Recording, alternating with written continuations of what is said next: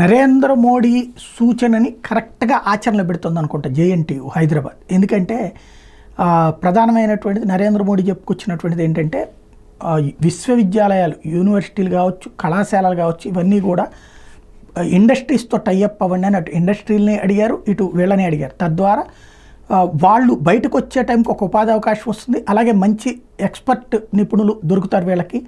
కాబట్టి ఆ విధంగా దేశానికి ప్రయోజనం అని చెప్పుకొచ్చారు.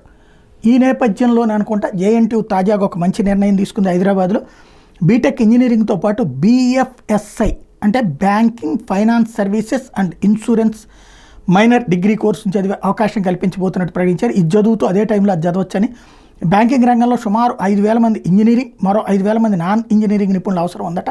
ఆ సంస్థ ప్రతినిధులు జేఎన్టీయూ దృష్టికి తీసుకెళ్తే తాజాగా వాళ్ళ చేతనే ఆ కోర్సు పెట్టించి వాళ్ళ చేతనే అమలు చేయించి తద్వారా ఇక్కడ చదివినటువంటి వాళ్ళకి ఇమ్మీడియట్గా ఉద్యోగాలు ఇచ్చేటటువంటి అడుగులు వేస్తున్నారు.